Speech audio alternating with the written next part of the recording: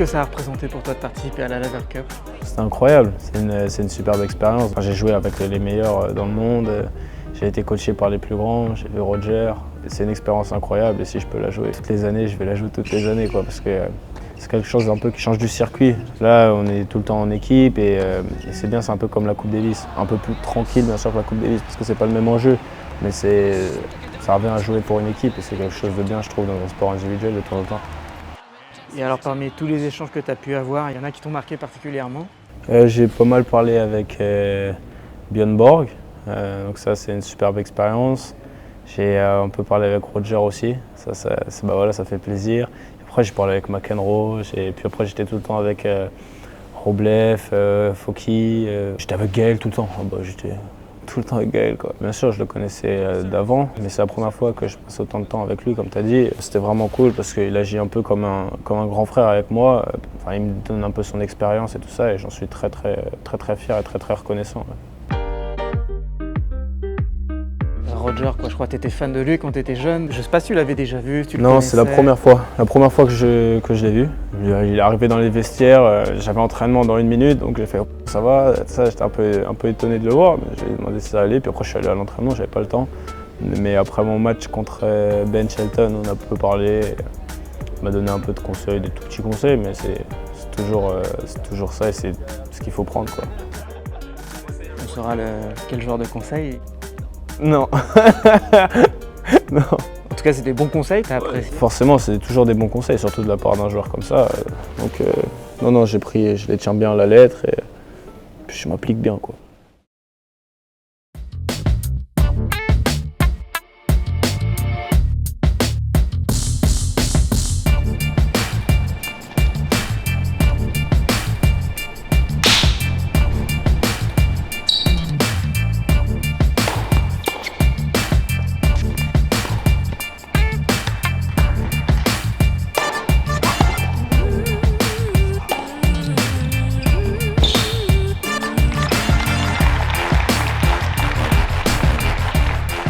Très content de retourner sur dur parce que j'ai joué pendant 6 mois sur terre.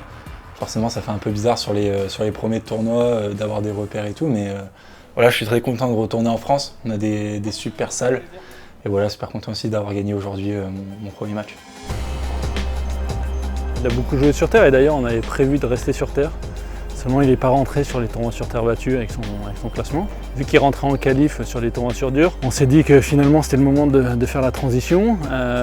Pour l'instant, il n'a pas trouvé son rythme de croisière, on va dire. Bon, il a été capable sur terre d'aller chercher des victoires qui lui ont permis d'enchaîner les matchs. Et il a joué beaucoup de matchs et on sait très bien que quand un joueur arrive avec des repères de jeu, il est dangereux. Et là, des repères de jeu, il y en a moins. Donc il y a une dynamique qui n'est pas encore la même et puis il va falloir aller la chercher cette dynamique. Il y a encore pas mal de tournois à venir, donc voilà, il y a encore une fin de saison qui va être chargée.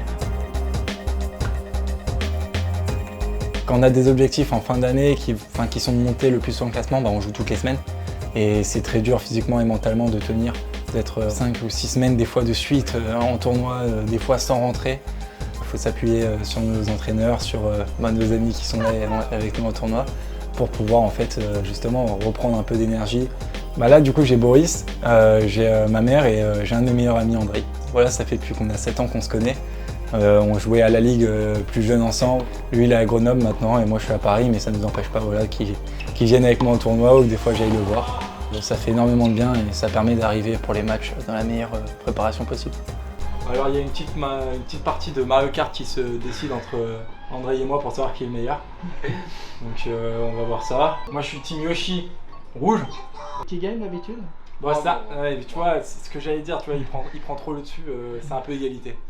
Oh non, c'est un menteur. C'est un menteur. Voilà, un resto sur une course.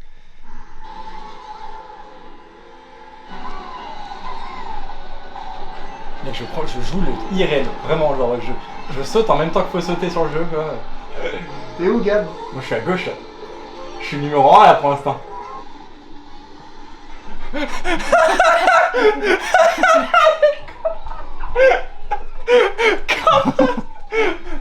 Ça va? Dégage! Ce soir, il y a des restos italiens pas loin, voilà, je vais me prendre un petit tiramisu en dessert, ça va être génial.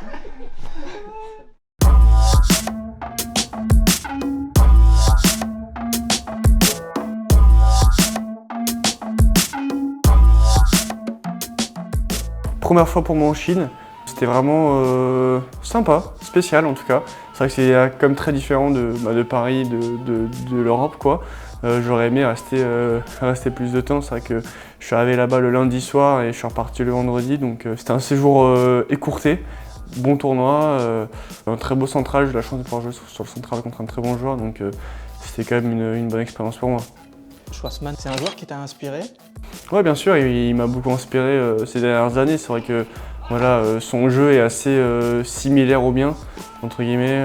Donc c'est vrai que c'était intéressant de le voir en face de moi. Après, j'étais très déçu d'avoir perdu. Je sais que j'avais les armes en tout cas pour le battre, mais ouais, c'est un joueur qui m'a inspiré sur son style de jeu ces dernières années.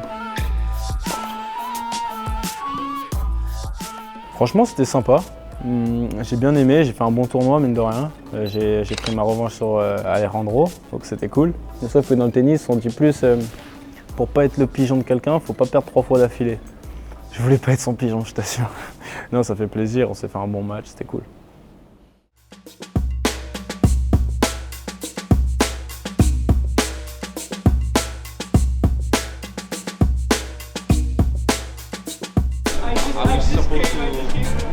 Play the tournament after this or what? Okay.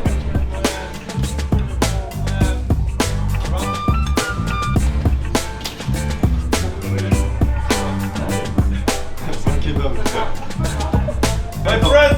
Wait, good one. Yeah, you!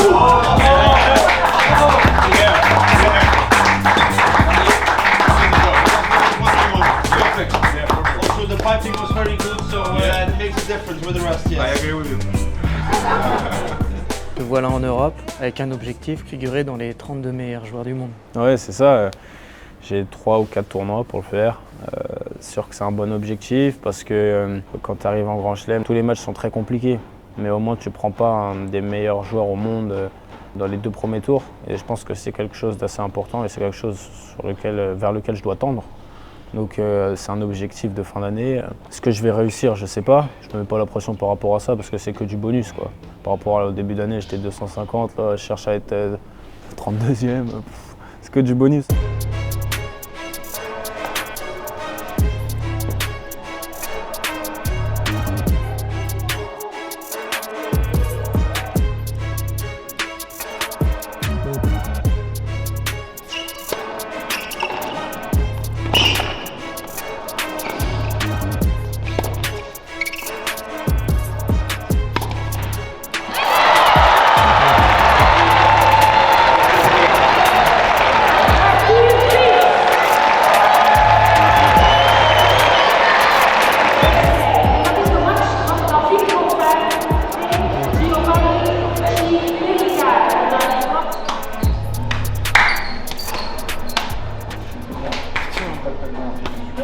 C'était dur. Ouais, mais tu t'en es sorti, mec. Eh, tu t'en sors? Ah ouais, je me sors. Tu t'en sors? Il y a tes coachs qui t'en Attention un peu. C'est très bien, très bien. Bonne victoire. Après, c'est sûr que j'ai vraiment pas joué mon meilleur tennis. Mais au moins la tête y était. Et, je suis très content de gagner un match comme ça parce que lui il joue plutôt pas mal, surtout sur le jeu inter, putain il servait bien. Mais non, je suis content de gagner celui-là et on va voir vendredi en quart quoi. Petite pensée pour Joe. Mon potin. Allez. Voilà, en parlant de lui, en parlant de Gelo.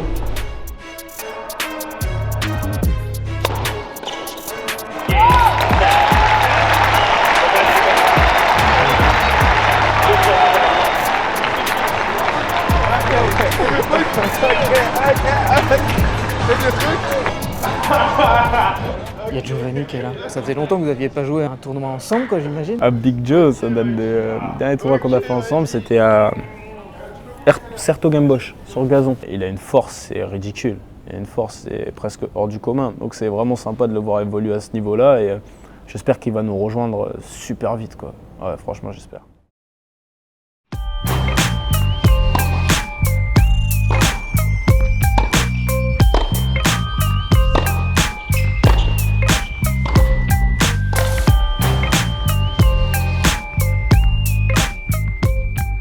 J'ai commencé à avoir un peu mal aux abdos à Orléans pendant ma demi-finale contre Draper. Et puis après, j'ai dû aller le lendemain, le dimanche, j'ai pas pu faire d'examen à Paris, je suis allé directement en Chine.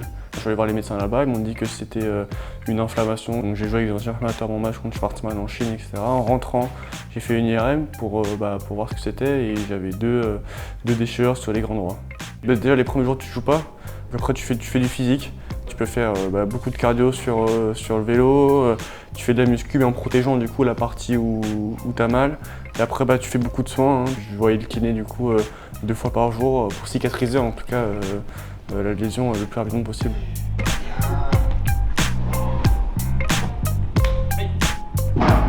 J'ai repris le tennis 4-5 jours après, par 40 minutes, des balles que en bas. Tu joues tranquillement sans pouvoir courir. Après, une semaine après, j'ai commencé à me redéplacer normalement et je vais reprendre aujourd'hui tout doucement les services. Parfaite cette série, hein. Je m'arrête 2 semaines, donc c'est pas quelque chose de très ennuyant sur toute une carrière. Ça me permet aussi de travailler plus dur sur le physique, de bien préparer en tout cas les 2 derniers tours de l'année. Et tu t'es mis un petit cardio fréquence mètre aussi? Ouais, c'est pour sentir quand je suis fatigué. On remarque que je suis jamais fatigué. Je suis infatigable. Infatigable, je suis reparti pour 4 heures. C'est fabuleux, regarde. 2 heures de cardio suivi de 2 heures de tennis.